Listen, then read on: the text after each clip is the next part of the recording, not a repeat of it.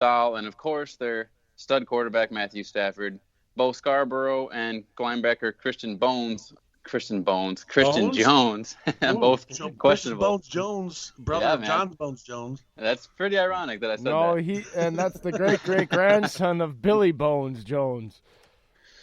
For the Buccaneers, Mike Evans, of course, is going to miss this game with his hamstring injury. Bo Allen, Anthony Nelson, and guys, Jameis Winston still questionable with his right thumb and knee, but he's going to play, no problem. It's an easy I'm. win. It's Detroit today. They're going to give it to him. He needs to get his record up. It's true. I mean, it is a home game for the Lions, but they really have nothing working in their favor. I mean, There's no ever uh, such home game for the Lions. Come on. the only thing I will say is at least David Blau has been able to feed Kenny Galladay, make him fantasy relevant. And this Tampa Bay Buccaneers defense is notoriously one of the worst defenses in the league defending the pass. So maybe Blau can have some success, but I don't think it's going to be enough when you talk about the other side of the ball. I mean, yes, the Buccaneers are without Mike Evans. In steps former first-round pick Brashad Perryman to save the day. Woo! Scotty Miller in the slot. So we'll see Drop what happens. passes all day long. I'm definitely in on the Bucks for this one, guys. The Bucks Yeah. are currently favored by, I believe, yes, 6. Oh, it is now 6 that they're favored by. Originally opened at 4 points. Over under of 46 currently. I'm on the Jameis train, and I'm assuming it's the same for you guys. Yeah, three touchdowns, 2 interceptions. 34-13. Nice. All right, no qualms there then. I mean, the Bucks technically are still fighting. I mean, they are 6-7, but the NFC North and the NFC West are really ruining anyone else's wild card chances with how stacked those divisions have been all season long. The Bucks are also they're making a statement that they need to keep Jameis and Arians if they're finally on the same page. Yes, I know Jameis still has problems throwing the ball, but he's showing signs of life in these past couple weeks. Arians is finally got him on the right track because earlier in the season, guys, Jameis looked like he was about to get benched, cut, and then he made a revival these past 4 games. He's looking decent, and I'll give him that. If you can finish out on a strong note, I'll give them the Bucks that. They're finishing out on a strong note. I can see you, Jay. I'm not sure why you're giving me the John Cena because I can absolutely don't know why. see. I don't know why. But yeah, as far as wild cards go, it would be nice to see the Bucks make a run. But in the NFC West, the third-ranked team has 8 wins. That's the Rams. In the NFC North, the third-ranked team has 7 wins, being the Bears. So it doesn't look likely for any other teams to squeeze in. Luckily, my 6-win Eagles still got a chance. That's Moving because on. you guys play in the NFC least. I don't want to hear anything. To said Eagles when they travel to the Washington Redskins home base to take on Dwayne Haskins and the boys. That's right. We're talking Terry McLaurin. We're talking Greg Ward, J.J. Arcega-Whiteside, all those household names out there for you guys. Alshon Jeffrey and Nelson Aguilar slated to miss this game. Darius Geis also going to miss this game, so we're going to see a lot of Adrian Peterson today, guys. Lane Johnson is also out. Derek Barnett also out, and Jordan Howard, running back for the Eagles, also out. Interestingly enough, the Redskins to get their pass rush going because of Lane Johnson being out. Perfect transition. Ryan Kerrigan went to IR this week. Yes, thank you, Jay. I was just going to mention that. Ryan Kerrigan with the calf injury is a huge part of their pass rush. I know they have Montez Sweat, but he's still, he's got some work to do. They still have other weapons, though. I mean, it's not like they still have Daron Payne. You still got Jonathan Allen. There's still monsters in the middle. That's true. I'm not particularly worried just because we still have Big V to fill in for Lane Johnson. Big V has plenty of experience. I love having him on the team. So glad he didn't become some sort of trade package this offseason with Nelson Aguilar, the way people were talking. Anywho, digging into the game. Wow, what a spark we got from Boston Scott last week. That was huge when Miles Sanders was in and out of the lineup. Aaron with his Sproles 2.0. That's right, with his little injury. I love the idea. I love the idea knowing that the Eagles probably anticipated not having their top 2 wideouts this week. So I would imagine they did a lot of practice in 12 personnel formations with Goddard and Ertz, probably even Josh Perkins on the field as well. So even though my Eagles are very banged up, they're still 5-point favorites. Pretty low over-under in this game, 39. And actually, the Eagles have moved up to 6.5-point favorites. So I'll take my boys in Philly. Guys, are you daring enough to take the Redskins at home? I'm going to let Jay go first because every time I pick, he seems to get mad at me. No, he doesn't want to go first. He's giving it to you. Okay, then I'll go. Screw it. Dillon, I love you. I really do. Oh, boy. Here comes the butt. Ronald Darby has been playing like doo-doo. Mills has been playing like doo-doo. Terry McLaurin is big play guy all over the field this year. I'm taking the Skins, buddy. 21-17. Oh, boy. I don't think they cover. They're at home. They came off almost a really close loss to Green Bay. They had 2 wins before that. Bill Callahan has his team fighting, and Philly came back against a very low-end Giants team last week. As opposed to the high-end Redskins team? No, the Redskins were fighting against Green Bay. That's the problem. Philly was fighting against the Giants team. That's what I'm saying. 2 different ends of the spectrum there. And they had 2 wins before that against the Panthers, even before the week. I'm just saying. Oh, okay. What was the spread here? 6, I believe. 6.5. Who's favored? Eagles. Who won last one? No, hold on. I got some questions. Washington played tough last week, right? Yeah. They only lost by 5, right? What did Philadelphia win by? 6 points in overtime. 6 points. Okay. Ooh, that's a 1 difference right there. Overtime? So, where's this game at? In Landover, Maryland. DC, baby. It's in DC. So, the Eagles, who have to play back-to-back division games against the bottom of their division, who are fighting for their playoff life because they need to win, and are left with this game, and then next week, don't they play Dallas? They do. Huge game in the NFC East. They need to win today, right, to keep alive unless Dallas loses? Yes. Okay. So the Eagles got the fight on. They're going to get their big boy britches on. They're going to fly down to Landover, Michigan, or down to Landover, D.C.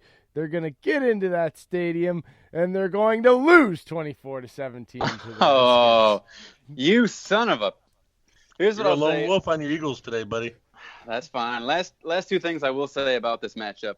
Last week we played a former Super Bowl champion in Eli Manning, who's been in this league for many, many years. Don't hype up. Listen, he was dinking and dunking just like when he got benched. For God's sakes, he wouldn't throw the ball over 10 yards. Come on. Two huge touchdown passes to Darius Slayton. There was no dink and dunk there. Here's what I want to say. You had a veteran like Eli Manning come out with everyone rooting for him in such a huge momentum game. They got out to a 17-point lead, scored 0 points in the second half.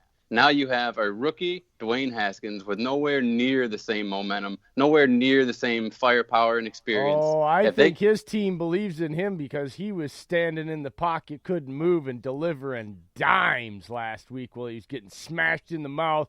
Couldn't barely get up, can't move, can't even hardly step into his throws. Bang! Gets hit, another throw, first down. His team believes in him. He's got the momentum even coming off a loss. Oh, boy, what's going to make his team love him more is by beating the Eagles. And that's what he's going to do today. He's going to beat the Eagles. The other thing I love, I'm not sure if it actually physically applies, but I love the idea that the Army-Navy game being played yesterday at the link gives Philadelphia some sort of extra boost. So we'll see if that actually plays out today. Moving into a game where the New England Patriots are big favorites. We talked about them in this Bengals whole debacle here. Now they get to see if their film actually helps them in this matchup. Patriots are currently 10.5-point favorites, fairly low over-under for this game, 41.5. But injury-wise, guys, we're talking a pretty healthy team for the Patriots. I mean, Edelman's a little banged up, but he's going to play. Same with Sanu. They said they're going to do a run-through today before the game to go through just to double-check.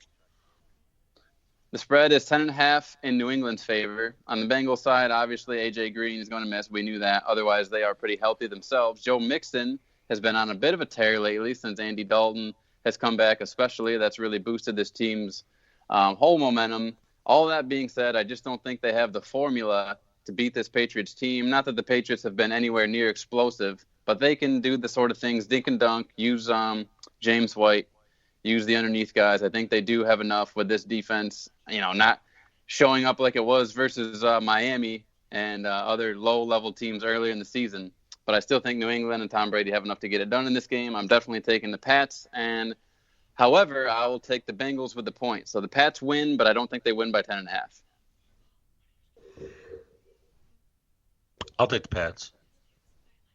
Even though I think the Bengals are going to be 13. feisty, I think they're going to be pissed. They just got their team recorded on, and they're get infiltrated through the Bengals-Browns game. I wouldn't be surprised to see like halftime 10-10 or 13-10 Patriots going in. You know what I think? I think if I was Zach Taylor, you know what I would have done this week since they went out and did all our signals? I would go to the old Oregon Ducks system of calling plays just to be a smart ass. Like the all Statue of a sudden, of Liberty. all of a sudden I would be like on the sideline and they'd like break the huddle and they'd walk up, but like they never call the play, and then all of a sudden everybody just looks over to the sidelines and the coaches are holding up big freaking picture boards. And just like that's what I would do. Like they'd be like, "What the hell?" And the defense would be like, "What the hell are these guys?" And then snap the ball, and they'd like that's what I would do. Just because I knew they're trying the conventional way, I would not. I would be worried that if they're recording, maybe they put a bug in my system, so the whole recording thing was a distraction. While all the security came down, was like, "Hey, this guy's got a camera in a bag," and then there's actually another guy that's incognito, that's like a janitor up in the freaking. Up in the communication booth. He gets in there because everybody's distracted, and now he's got the freaking communication from the coordinator to the quarterback. So I would go right, boom. I'd have the big old picture boards up there, and so that the defense would be like, what the hell are they looking at? And they'd know what it was, so then they can turn around with defense trying to be like, why are there pictures and snap the ball back? And then you can beat the Patriots. And at the press conference, I'd look and I'd say, yeah, we know that was a distraction because Bill Belichick is an espionage spy from Russia. That's how I would do my press conference. Fantasy-wise, Steve guys. Belichick would be the perfect incognito janitor with his haircut and the way he looks. Yep. Fantasy-wise, guys, I'm not excited about anyone in this matchup in particular. Hopefully you've been able to find someone on the thin waiver wire throughout the week to be able to play them. Unfortunately, Joe Mixon, you drafted him high, so you're going to have to stick with him. But I really don't see anyone coming out of this game with a huge performance, guys.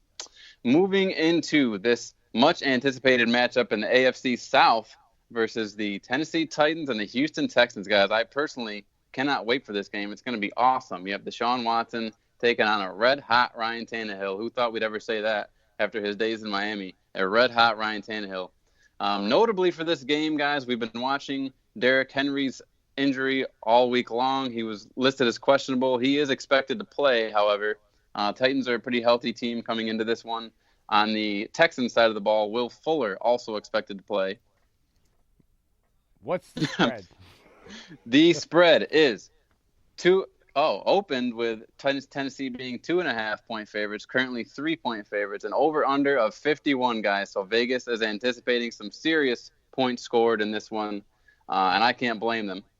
Personally, I would love to take Deshaun and all his magic, but the Titans are just rolling too hot right now. They're at home. Adoree Jackson is out. Oh, man. And D-Hop, with D-Hop and Fuller, if Fuller's playing, either way you still have Stills and Hopkins. Come on. I love my Titans. I love the Titans, but you got to look. I'm still probably going to roll with the Titans because they're my boys. I got them for fantasy. But still, I'm looking at it. Adam Humphries is out. That's a guy that's won a couple games for him this year, especially against the Chiefs. We know Henry's playing. Kenny Vaccaro. Is he going to clear concussion protocols? We haven't seen it if he has. So, I don't know. I'll still go with the Titans, though. I'm just trying to play devil's advocate. You son of a... You talked me out of it, and now you're going... You know what? I'm sticking with the Texans now. I'm sticking with my guns. I'm taking the Texans, and I think they cover. Give me a touchdown win. Adoree Jackson is probably going to meet up with because Malcolm Butler's on IR, I believe. Yes. So you have the other top corner out. Well, I'm taking the You Titans. guys are done Derrick Henry. bickering. 3 TDs. Bickering. Oh, that's hilarious, Jay. That's hilarious. Bickering.